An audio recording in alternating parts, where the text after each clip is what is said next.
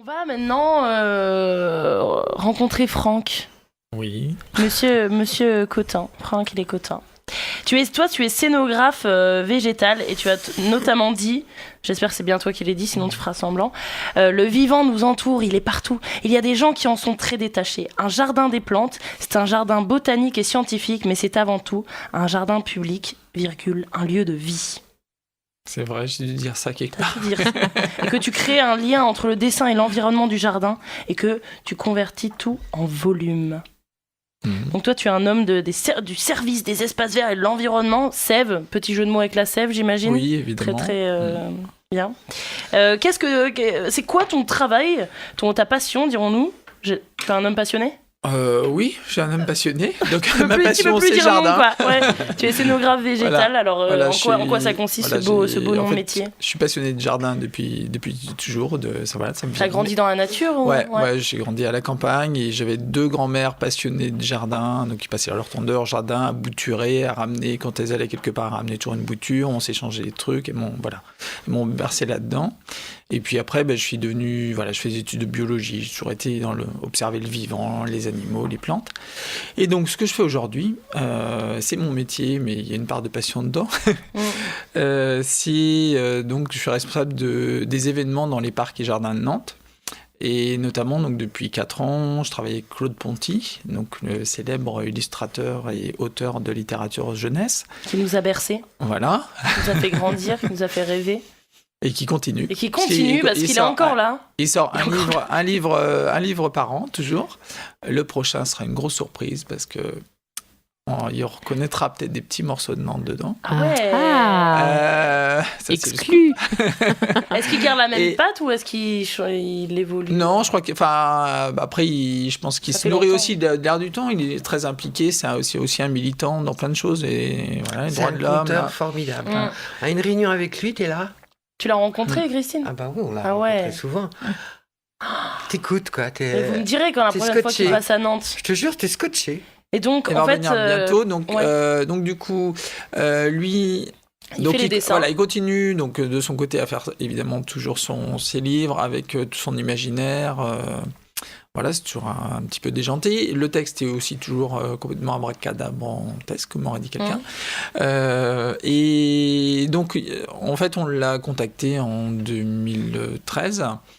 Au départ, on voulait inviter en fait plein d'artistes à concevoir des jardins dans Nantes. Et puis finalement, on s'est cantonné à Claude Ponty, c'est déjà pas mal. C'est déjà pas mal, ouais. Donc on l'a contacté et on lui a dit viens, fais-nous des dessins et nous on essaiera d'en faire quelque chose en vrai, en volume, en plante. Il a tout de suite été emballé? Oui. Non, il a d'abord fallu qu'il rencontre l'équipe et c'est vrai que il y a une équipe de passionnés dans notre service. Donc, voilà, donc en fait on lui a dit tu te limites pas, tu fais tout ce qui te passe par la tête et puis après on fera le tri, on verra ce qui est vraiment réalisable et ce qui est difficile à faire. Et donc on a gardé certains de ses dessins, d'autres effectivement on lui a dit non, ça on voit pas comment faire ou ça va être vraiment trop compliqué. Et donc moi en fait je prends ces dessins, je les mets en volume comme tu disais. Avec des structures en... Voilà, donc souvent il y a du métal. Alors déjà il faut leur donner une dimension parce que souvent ces dessins, donc lui c'est un artiste qui dessine avec ses crayons de couleur ou ses aquarelles sur le papier. Et moi mon rôle c'est de donner le rapport d'échelle avec les gens qui vont se promener dans le jardin. Est-ce que c'est quelque chose de très impressionnant, très grand, petit, un petit peu mignon, enfin voilà. Est-ce que ça fait peur ou est-ce que c'est gentil? Et puis le rapport au jardin, parce qu'on est à l'extérieur, il y a des grands arbres, il y a déjà beaucoup de choses dans le jardin des plantes, donc il faut aussi que la création trouve sa place par rapport à tout ce contexte. Voilà, donc ça c'est la première étape, de dessiner ça en plan. Donc moi je fais des dessins plus techniques après. Et puis ensuite, je travaille avec nos ateliers. Donc, on a la chance d'avoir des ateliers, donc métallerie, menuiserie et peintre dans notre service.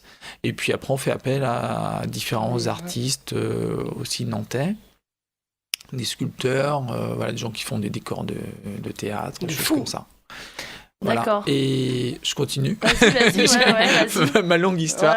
Vas-y. Donc, souvent, on a une structure, par exemple, le poussin. Ah, le fameux poussin.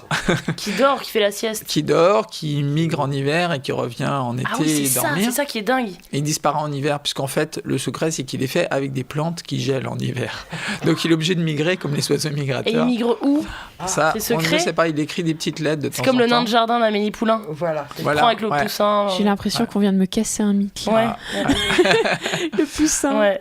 Le poussin. Donc en fait, le Mais c'est poussin... vrai qu'il a une valise en plus. Ouais.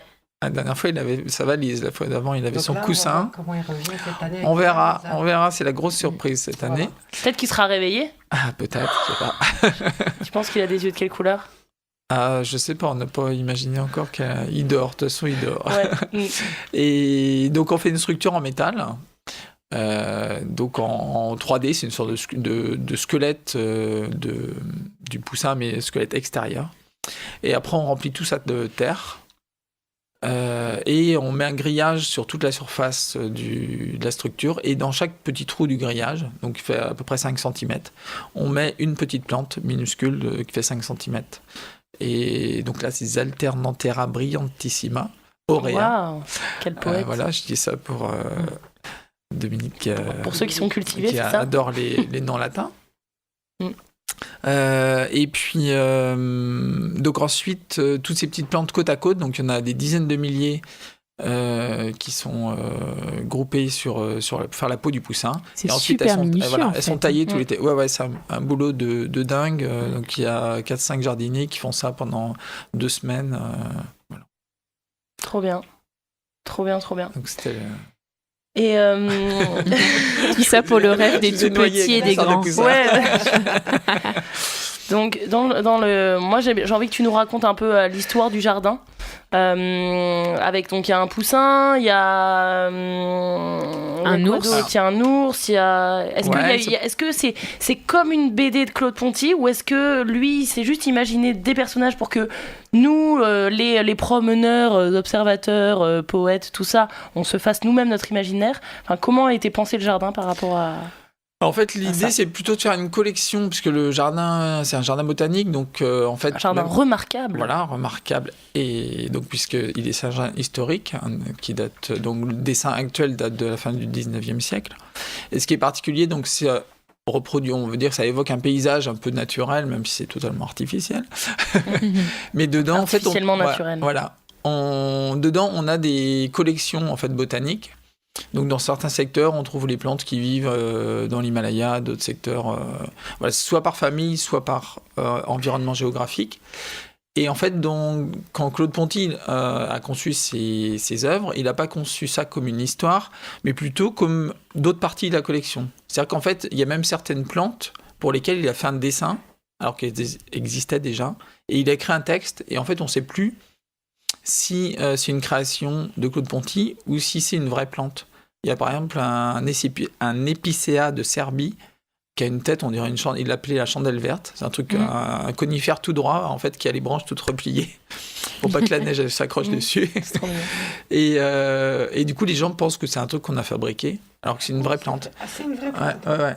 Et Ah bah tu vois. Voilà. et en fait, c'est ça qui était intéressant justement par rapport à ce que tu citais de mes paroles, sur le fait que en fait, beaucoup de gens ne connaissent pas bien le vivant. Et du coup, je trouve ce qui est intéressant, c'est qu'ils renversent les choses. Il y a évidemment les œuvres vraiment créées, mais le fait de créer la confusion, parce que le vivant est tellement extraordinaire qu'en fait, c'est tout aussi génial qu'un truc qu'on peut imaginer, quoi.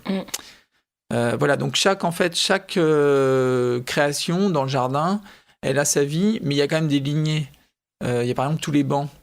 Il y a le grand banc géant qui a été fait. Il y a le banc géant et les bancs déformés. Ouais, les togobans. Togobans. Togobans. Togobans.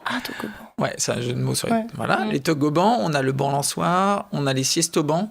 Donc c'est des bancs, tous les bancs qui sont qui regardent la grande pelouse du jardin des plantes. On ne peut pas marcher sur la pelouse, c'est ça qui m'énerve sur ce pas grand sur jardin. cette partie-là. Il y a un endroit où on peut, c'est ce qu'on appelle m'allonger à côté du poussin et tout. Bah oui, mais heureusement, Et malheureusement. on a 2 millions de visiteurs qui visitent le jardin Par jour chaque année. Non, pas par jour. Par hectare par jour. Chaque année, on a des petits compteurs à l'entrée du jardin. Donc c'est des chiffres qui paraissent énormes, mais c'est vrai. Et du coup, c'est vrai que si on ne peut pas autoriser pour préserver les collections et tout ça, les gens à marcher partout. Mais par contre, il y a une plage verte en haut du jardin. Toute la partie qui est en haut, il y a le resto, il y a une plage verte où les gens peuvent aller s'allonger. Voilà. Donc il faut la connaître, mais... elle est un peu cachée. Ouais. Non, elle n'est pas cachée, mais elle n'est pas en plein milieu du jardin. Et pourquoi la ville, on parlait de yarn bombing un peu partout dans la ville et tout, pourquoi on n'imagine pas la ville nantaise à travers les dessins de Claude Ponty, par exemple? Pourquoi la nature n'investit pas plus la ville? La nature investit quand même pas mal la ville, mais c'est jamais assez. Mais par rapport à d'autres villes, c'est déjà pas mal. C'est vrai. Regardez ce qui a été fait, par exemple, devant le château, ce qu'on appelle le parc Mercœur, le square Mercœur. C'est un morceau de jardin mélangé à la ville, ou la ville mais dans un jardin. C'est un peu l'idée, c'est quand même que... Alors c'est vrai que c'est quelque chose qui est en train d'évoluer et de bouger, hein. Ou comme on parlait tout à l'heure des stations gourmandes, donc des endroits où les gens peuvent se poser, où il y a des grandes tables pour venir pique-niquer, et autour on a installé des centaines d'arbres fruitiers, des framboisiers, des groseilliers, de la rhubarbe que certaines viennent cueillir. Ouais. Mais voilà, l'idée c'est quand même que la nature, le végétal, le vivant investissent la ville. Parce que c'est vrai que moi je préfère dire le vivant, parce que la nature, on a l'impression que c'est une sorte de dame nature, un peu déesse là. Ouais. Et en fait, la nature, c'est nous aussi, on en fait partie de la nature. Hein, donc c'est tout ça. Voilà. On est une donc, catastrophe naturelle commune. Ouais, on est une catastrophe naturelle. On a exactement 1 minute pour conclure. Je vois, ça met la pression quand je dis ça. Tu casses un peu. Voilà. C'est quoi votre petite plante préférée? Votre végétal préféré? Ma plante préférée, c'est difficile parce que j'en ai beaucoup. Non, il y a une plante que j'aime bien parce que je la trouve belle et en plus j'aime beaucoup son nom, c'est Ulex europaeus. C'est l'ajon, ça sent super bon, ça sent la noix de coco quand c'est fleuri. Je sais pas si vous avez déjà mis votre nez, faut faire attention, ça pique, mais j'adore la façon dont ça pousse et c'est pique, mais en fait en même temps c'est très souple. Voilà, je m'arrête là.